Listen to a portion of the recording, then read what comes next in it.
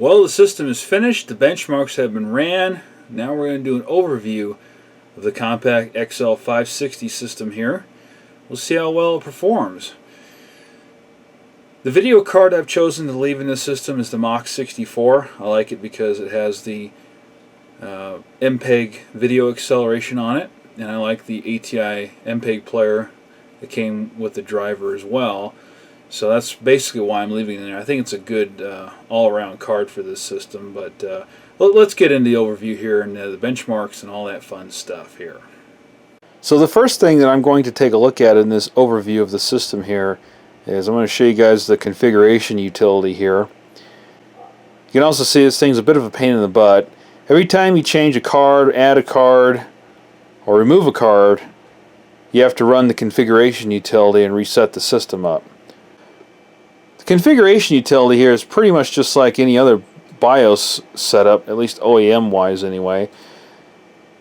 There's really not a whole lot in here you can change as far as performance goes. You can't change memory timings and cache timings and things like that. A lot of this stuff is just the basic stuff to get the system up and going, depending on what drives you have installed and things like that. You can see the ROM revision of the BIOS on this motherboard, 46W, and date and stuff like that. You do have the ability to enable or disable the integrated audio and change the resources of it right there. And it's actually detecting a US Robotics 56K Win internal modem here that I installed just to cover up that slot. List it by name. We've also got the integrated SCSI controller here listing the Compaq hard drive and CD-ROM drives installed in this system by name, which is pretty nice. And it's rather interesting looking at this processor board here. It actually lists how long it is and how many milliamps. Now I don't know if that's how many milliamps that it can handle, or if that's how many milliamps it's consuming or rated to consume or whatever there. But that's kind of an interesting amount of information there just about the board itself. And that's probably contained in that ROM chip that I showed you in the last video on that board. And of course you can see information about the Ethernet controller and the mass storage controller here, the embedded AMD SCSI controller. We've got our list here of what's installed in what slot here, EISA or PCI. Gives us kind of a basic idea of what the system board ID is there. USR, we know that's the US Robotics. The other one is the graphics card, and that's just a number. And we've got the Compaq processor board there. And we can also see here used resources. Pound sign here indicates caching. And as you can see, it looks to me like it's caching only 24 meg of RAM. So I boot up here into Windows 95, fresh install, because I had to redo the entire system. So you can see here I've got Winamp installed, and I've also got some MPEG files on the desktop here. The ATI MPEG player that comes with this video card is really nice. It's actually able to play some of these more modern MPEG files.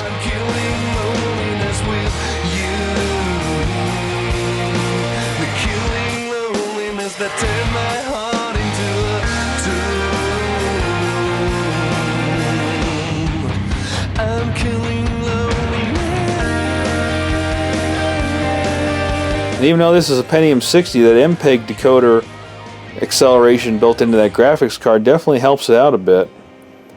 And it's fairly smooth playback on these MPEG files. Unless they start trying to run a high definition MPEG file, and then it's pretty sluggish. But it tries. It's impressive that it tries. And of course we have good old Winamp here. I'm running version 2.95 on this system, which is the version that I found to be the fastest on this system.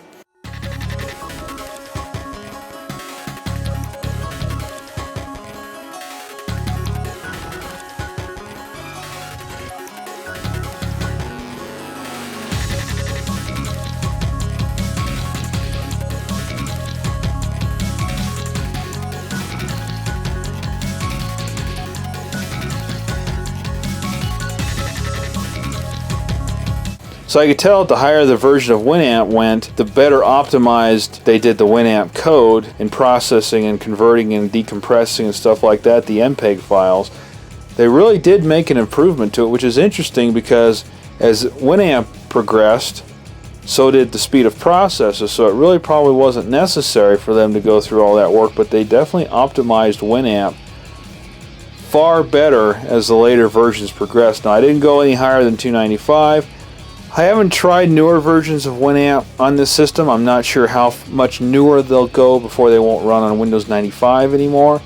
But as you can see, it runs great on this system. So Pentium 60 is not doing too bad here. So let's go ahead and get to the gaming benchmarks under DOS here. Now under DOS I ran the benchmarks with 4 graphics cards just to make things a little bit more interesting. So you can kind of have a pretty good idea of how much the graphics card, even in DOS mode, even on something like a Pentium 60, can really affect the overall score. And if you want to have bragging rights and top bench, picking the right video card is crucial to blowing everybody else out of the water.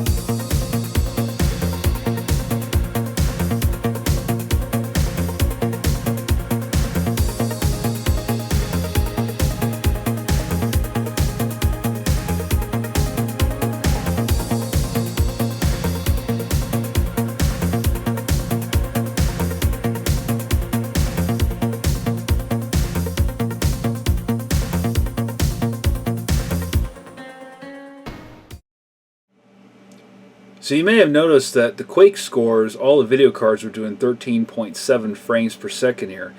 There's clearly a bottleneck in the system somewhere. And you might be thinking, well, that's just all the Pentium 60 processor can do. That's not the case. I have at least one other system, Pentium 60 system, that is outpacing this one slightly in Quake. And High Treason's Pentium 60 system also outpaces this. His does 17 frames per second at 60 megahertz. So there's clearly a bottleneck in this system. I did try it with less than 32 meg of RAM, and I also tried it without ECC memory. This system has ECC memory in it. Neither of those scenarios affected the frame rate at all. Actually, when I lowered it down to 8 megabytes, it lowered the frame rate, went to 13.6. So I guess it affected it a little bit, but not really. There was no benefit to decreasing the memory, so I think the answer is that this system was built to be a workstation class system, so business class workstation system, and in which case stability was of utmost importance. And I think Compaq heavily laxed the memory timings of both the system RAM and the cache timing as well. I think that's where the bottleneck is in this system. I could overclock it to 66, but I don't think it's going to be a benefit. Probably be 1 to 2 frame per second increase if I did that, clocking it to 66. I have other Pentium 60 systems that I've done that to already, so I don't need to do that to this system. Those systems are much easier to do that to. So the last thing I want to demo on this system is the MIDI capability of the onboard sound chip, the Yamaha Opal 3 sound chip that's on this system, on the motherboard. We're going to be playing Descent, and this is the demo, or the shareware version I should say, of Descent, version 1.4, which has a little bit slightly different MIDI soundtrack than the retail version of Descent does. So it just throws something different this time. But I like the difference a little bit. It's not quite as full of a sound as the retail version has. There's some instruments that you can tell are kind of missing between the two. It's not necessarily the sound chip itself, but you get the idea. The shareware version is a little bit different on the MIDI soundtracks. So anyway, we'll come back and wrap this video up after that, alright?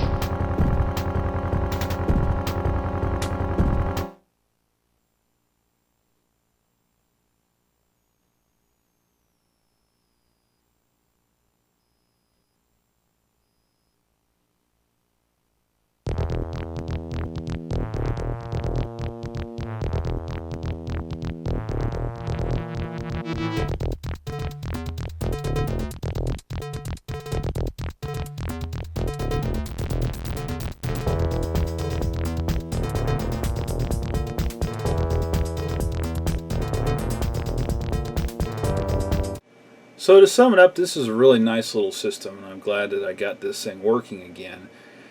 It's going to be a good system, if nothing else, as a comparison system. Now, might end up making it my main Pentium 60 go-to box. We'll find out here. I've got 2 other boxes, so this one may or may not become that. I've got another one right behind me that I'm working on, doing some testing on it.